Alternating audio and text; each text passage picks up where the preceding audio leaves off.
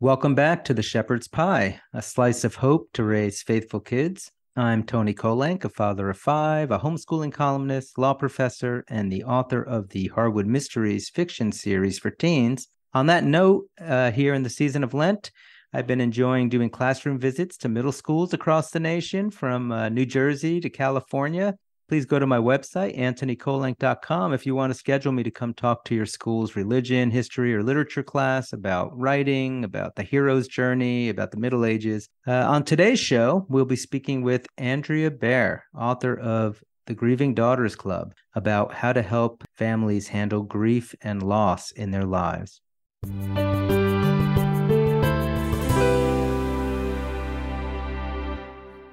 My guest today is Andrea Bear, a high school history teacher and author. In 2018, she lost her mother to cancer, and she began to channel her grief and her faith through writing, which led to the publication of articles in such faith-based websites as CatholicMom.com. And now she even has out her debut novel, Grieving Daughters Club, and she's working on a sequel to that. She and her husband, Kevin, live in California with their three daughters. Andrea, welcome to the Shepherd's Pie. Hi, Tony. Thanks so much for having me on here. This is exciting. And it's great to have you. And I know we're going to be talking about kind of a sensitive subject today. Whenever we're talking about grief, so many people have lost loved ones, family members, and friends. But before we kind of start peeling that onion back, I wanted to ask you a little bit about yourself, because you've got an interesting background. So I'm a history teacher. I teach at an early college high school. I teach AP European history and world history. And my mom died in 2018. She had brain cancer. I had taken care of her for the years prior to that. And when she passed, it really put me into kind of a frozen place, meaning that I was a person that was very active. I still am an active person, but I found that I just couldn't operate in the same manner. And grief has a way sometimes of locking you up from the things that you do in a normal situation, and you somehow just can't seem to kind of persevere. I tried to get back onto my regular schedule, and it was difficult to do that. And I found that writing was a haven because I could channel some of my thoughts, my grief. I felt like I was bothering people with the way that I felt because after someone passes, there's a period where people reach out and they're sympathetic, and then that time passes, but you're still left with all of these things that you kind of have to figure out. I didn't want to be stuck with this feeling. And I noticed when you do share that, a lot of people come at you with trying to cover it up, warm fuzzies, it'll be okay. And I didn't really want that. I needed to figure out how to move forward, and I had no idea how to do this. So I started writing, and I had gone to a women's conference, ran into an old friend of mine who was one of the speakers at the conference. I had no idea she was even speaking. She was also a writer. She did blogs for Christian websites, and something just kind of sparked inside of me. Now I truly believe that was the Holy Spirit kind of igniting this flame in me. And I reached out to her, and I just thought, maybe I could do that. So it took me about 6 months to finally get the courage to submit anything. But once I did, a local radio station actually reached out to me. They saw my article and started interviewing me. And I think that was confirmation that I was supposed to do this. So I started doing bigger projects. I started writing for other, websites. And then I joined the Catholic Writers Guild. I met a bunch of wonderful people, and I noticed they were working on all these different projects, and I wanted to write something bigger. I felt like I needed a purpose to continue, but I didn't feel qualified to preach to anyone and tell them how to navigate their grief. I didn't feel qualified in any particular area. So what I did is I took my experience and I took the people around me in my life, and I started to write in a fictional manner. So at the time of my mom's passing, I belonged to this Bible study of these wonderful women. They were a great support system, all going through different experiences, not necessarily loss in terms of death, but losses of other ways of their life. Putting all of that together, I decided to come up with this story. And I found as I was writing it, even though it was very loosely based on these women, it became a support and it became a form of healing for me. And that's how Grieving Daughters Club came to be. I have received a lot of great feedback and not necessarily from friends. So I tend to think that even on my first shot, it turned into something that's been very helpful to people. That's great. And I definitely want to hear more about the premise of the book and all that. But something you said a minute ago, I thought was worth dwelling on. When you're going through grieving and you have a loss, and you even mentioned it might not even be a death. Our family went through a loss with an adoption situation with one of my grandchildren. But, after about a year, some folks would say even like, oh, you're still thinking about that. And people don't always understand how long grief can continue. So I'm interested. So the idea of being able to channel your grief through your writing, can you talk a little bit more just about that process before we get to your book?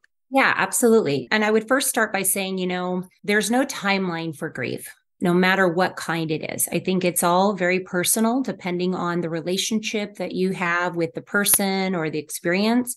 Grief is really love, it's unplaced love, and trying to navigate what to do with that love when that person or that experience no longer exists. And so for me, writing became an outlet. I never thought of myself as a writer, but I found writing was very therapeutic. I could be my own audience. It didn't even have to make sense. It didn't have to be a complete sentence. It just needed to be a place where I could leave it and come back to it whenever I needed to. And that's what I found so beautiful about writing. Anyone can do this. You don't have to be qualified. I look at Jesus and I look at the parables that he shared, trying to connect with people. And I think that's where this story started to come together. So my story is based around the women who I had this Bible study with. And again, it's loosely based. Not all of the things that happened to them in the story are accurate. But the character Frankie Waters, she lost her mom. It's been 2 years since her mother's passed. And her family has told her, your quote unquote time for grieving is over and we need you to move on.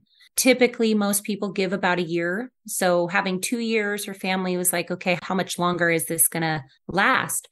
So she decides to join a church group and she really doesn't want to go, but she does it to show faith to her family that, she's trying in all efforts to move forward. And I think in grief, sometimes we don't always get the opportunity to grieve the way we'd like. So she moves forward. And in the process, she ends up meeting some really wonderful people. She also realizes that their experiences have changed them. And she becomes involved in their lives and starts helping them. And she finds that this actually serves as a form of healing. And I think the biggest takeaway of this story is that she doesn't leave this group saying, oh, I'm done grieving. It's over. I don't think you really ever finish that. The loss never goes away because the love never goes away.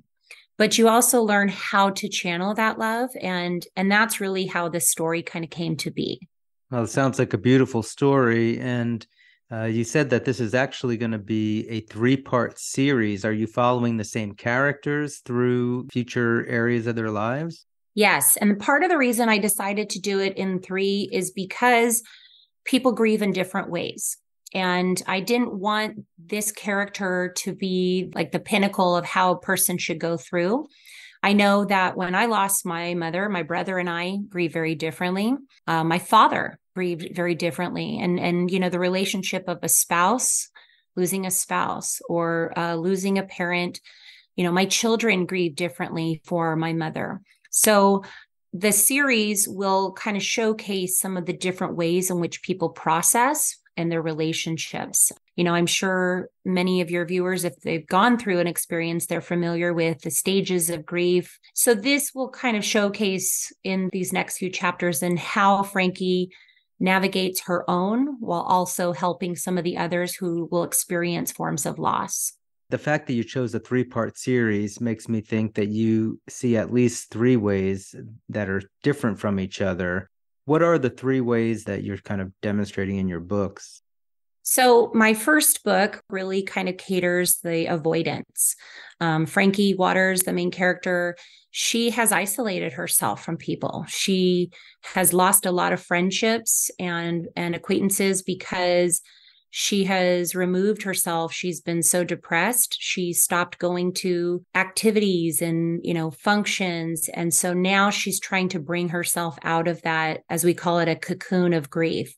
The second book is really going to address more of the anger, the denial, and the bargaining. And everyone goes through these. They maybe go through them at different points in their experience. And so the second book really is more about just recognizing it's okay to be angry.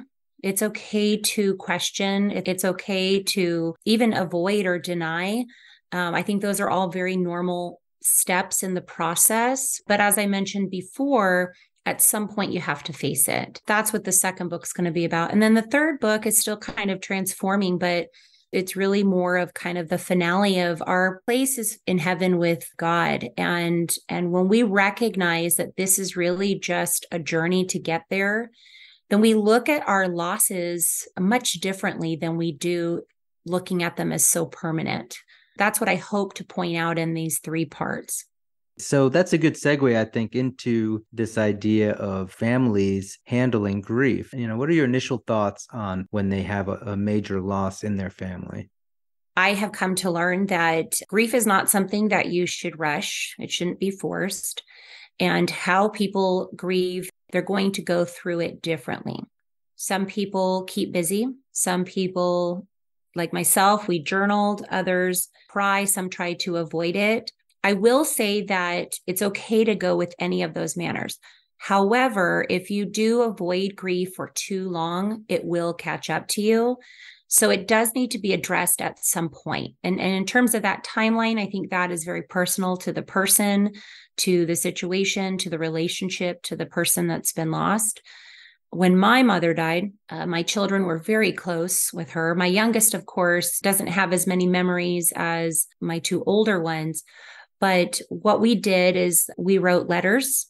That is also really helpful. So like my journaling, writing letters. I also allowed my children to, talk candidly anytime they wanted to. I tried not to force my own grief on them because my relationship with my mother is going to be different than the relationship that they had. I tried not to downplay their feelings as well, because I think it's very easy to say, well, in a family, well, I love this person more than you did. And I think that can really kind of hinder a person's experience and loss. The other thing that we've done, and being a Christian, we recognize that this is not the end. And I think it's really important for us to celebrate that this is temporary, that we will see our loved ones again. So whenever we come across my mom's anniversary dates, birthday, her passing, we go to the cemetery. My mom loved coffee. We bring a coffee to her headstone. We celebrate with a dessert that my mom would have liked. I'd also try to share with my children that I'm not going to just stay in this place, that we have to move forward. So I try to do like a good gesture to somebody. Usually I buy a couple people in line at the coffee shop a drink on behalf of my mom. And so that shows my children that it's not just about their life. It's about the legacy of carrying that forward. And, we are all brothers and sisters of Christ, that we are still called to serve. Our life isn't over. And we still have a job to do, and that is to live and walk like Jesus did. I'm wondering if you can maybe separate this, because you said you have younger kids and then older kids. Maybe let's take them in turn. Do you have some suggestions that you think might be helpful to try as a family if you've got older teenagers in particular, and you've got a loss in the family, how to help them process that the best?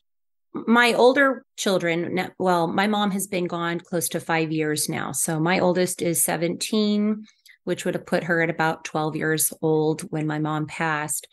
And I had a friend that came over and had my girls pick out a top that was of my mom's, and she made bears out of them. So they still have these dolls today, and they're made in the clothing of my mom's.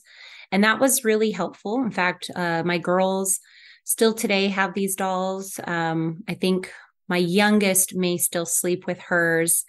but those are special. They know that those are treasures. So having something that's significant that your children maybe want to keep, a keepsake, that's a great way to honor our loved ones. And it depends on your family. But, for me, I'm Catholic, saying a novena in honor of our loved ones. This reminds our children, like I said before, this isn't the end, that we're going to see them and they're intercessors. They are prayers for us in heaven. That has been really helpful. The making stuffed animals out of the clothing, that's a beautiful idea. My wife lost her brother in his 30s, actually, but he used to collect Hard Rock Cafe shirts. And after his death, her mom and her basically had a giant quilt made of all these Hard Rock Cafe t-shirts.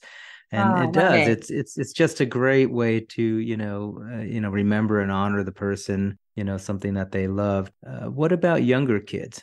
I think if we're looking at our younger children versus our older children, allowing them to take the lead, I think that helps as well, because I think if we just force all of this on our kids, they may not be ready. I know in the first couple months after my mom died, life was a kind of a fog and it was a blur. There's actually been studies that say that the body goes into this kind of protection mode when you've experienced a great, devastating loss. And so it's kind of what they call flight or fight. For me, I couldn't remember a lot of the things that were happening around me. I just had this brain fog. I didn't try to fight it. I tried to just kind of clear my schedule. I think we are kind of trained in our society that having every experience become pleasant is easier to get through things. And if your kids are crying about someone that they've lost, allow them that experience. And I would say validate that. That must be really hard for you. I can totally see why you'd be hurting inside. That's okay. So I think, and that's not something that you necessarily have to do for teenagers or for younger children. I think everybody wants to acknowledge that those experiences are difficult. So I think just letting your kids know that you're there for them. Don't try to fill their schedule. That sometimes can actually be hindering because you're delaying the process. One thing that is great, especially if you find that children need some kind of tangible thing, writing a letter and tying it to a balloon and then sending it up into the sky, because then it becomes that sense that, this is going to get to them in heaven. I think that's beautiful for young children, even for adults. I think would be a great way to allow children to heal. That is beautiful. All right. So you mentioned faith, but I'm going to ask you something a little different about faith, because I think especially when people get a loss that they weren't expecting in their lives, the reaction might be that anger at God, or, why would God even allow this to happen? And to some people, maybe to a lot of people, it could become a challenge to their faith, and especially to kids who are still in a formative stage. What are your thoughts on helping kids to kind of keep the faith even as they're going through this loss?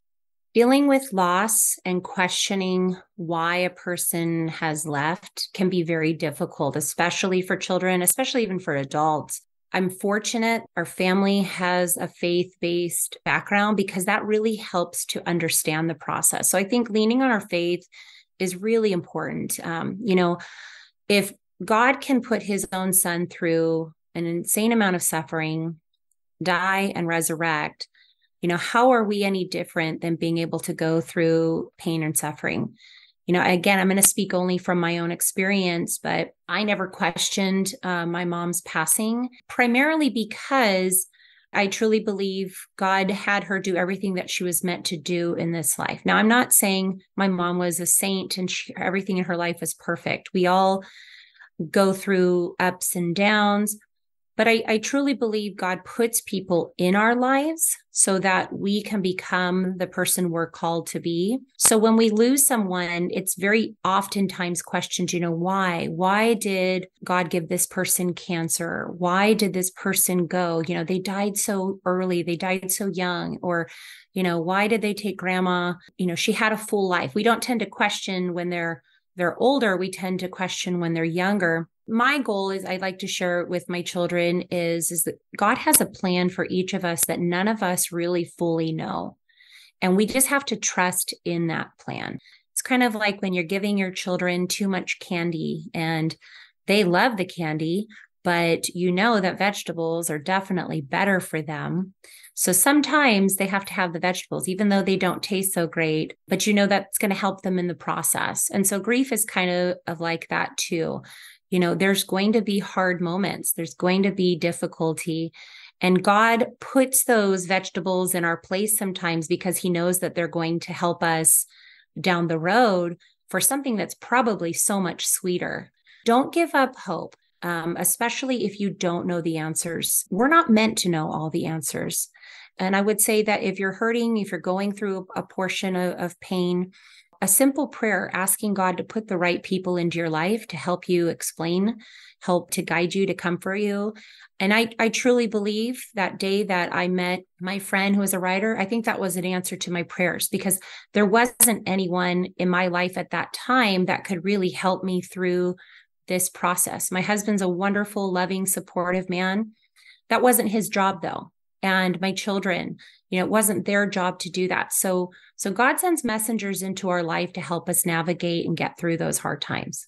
And one of the beautiful things you just were talking about is relating things back to God and Jesus, and how God is not ignorant to suffering because Jesus experienced a lot of suffering. And I know in a moment we're going to be talking in our entertainment segment about Saint Joseph. And as you were talking about Jesus suffering, I was thinking, tradition seems to say that Saint Joseph probably died when Jesus was a lot younger in his life. And so I'm thinking Jesus even would have had to experience the loss of his foster father in his life. And that somehow is a comforting thought sometimes, to know that, God went through the same kind of loss that we might go through in our lives. Yeah, you're right. And we don't hear about Joseph when Jesus was in his ministry. And we can imagine that, he had to see his foster father pass. He had to experience the loss that his mother had to endure. He's fully human, and he experienced every emotion that you and I experience today.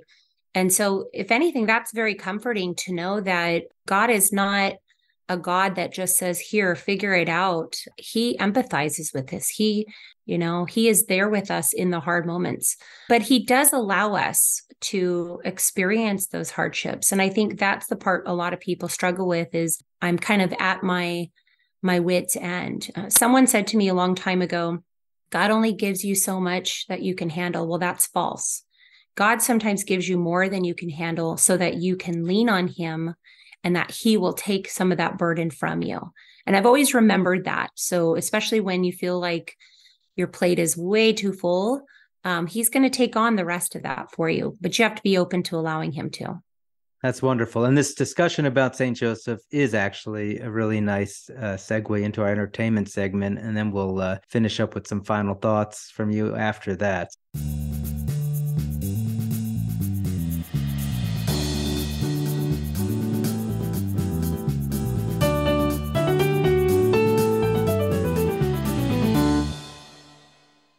In each episode of The Shepherd's Pie, I like to ask my guests if they have a book or movie that they would recommend for families or teens or kids.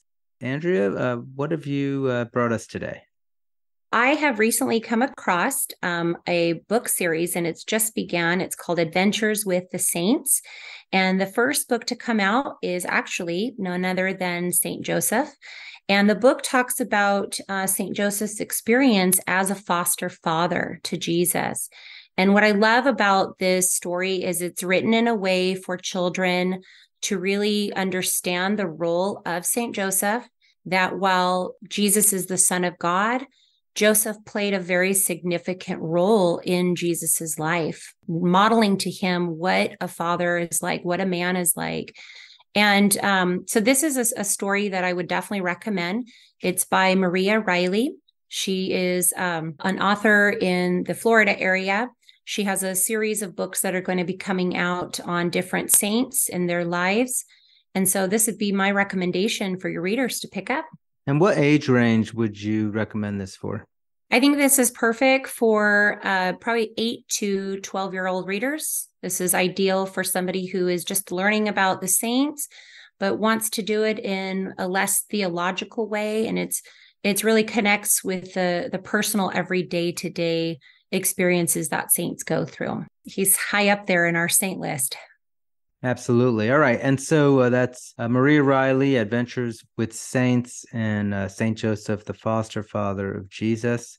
Speaking of age ranges, I meant to ask you about your Grieving Daughters Club books. What age range would you recommend? Are those really just for adults or older teens? I do recommend it more for adults. Mature teens, I think, depending on your family, there are experiences in there that deal with loss in terms of like a person that might encounter the possibility of an abortion. There is an experience in there with people who are coping with loss, but not necessarily in the healthiest way. So there is some material that I think is, depending on your age group, is questionable, but I think anywhere from ages 16 and up would be appropriate. Final question then. You've already given us a lot of great ideas and advice, but if you're talking to a parent or a teacher, youth minister, somebody who's dealing with a kid who has had a loss in their lives, final bit of advice that you might give to them on dealing with that child? Just let them know you're there for them. You don't have to fix their problems. Grief is long term. It's not going to go away overnight. So just letting them know that you're there, that in itself is really helpful. Pray for that child. That really helps along the way because it's going to allow God to put the right people into their lives. And if they act out or if they have experiences, allow them to experience those feelings and acknowledge their feelings. I can understand this is a hard time for you. That must be really difficult. So just being a support system. Beautiful. And thank you so much for sharing with us about your books, about your own personal experiences with loss. So again, Andrea, thank you for being on the Shepherd's Pie today. Thanks so much, Tony, for having me on. And if your readers would like to follow me, they can look at my website, www.andreabearauthor.com. And I've enjoyed it. And by the way, I'm just going to do a little shameless plug for you, Tony. My daughters especially my oldest one, she loves your books. So especially the Middle Ages. That is wonderful. Thank you for sharing that. I always love to hear, especially when we have teen girl readers. So thank you for the shameless plug, which I will shamelessly accept. Anytime. But that is all the time we have for the show today. We've been speaking with Andrea Bear about how to deal with grief and loss in your family. Again, this is Antony Barone Kolenc. If you have a question or a topic that you'd like me to cover on the show, please drop me a line on my website, antonykolenc.com. And that's where you could also learn more about my series, The Harwood Mysteries. Until next time, may God bless you and your families as we work together to raise faithful kids.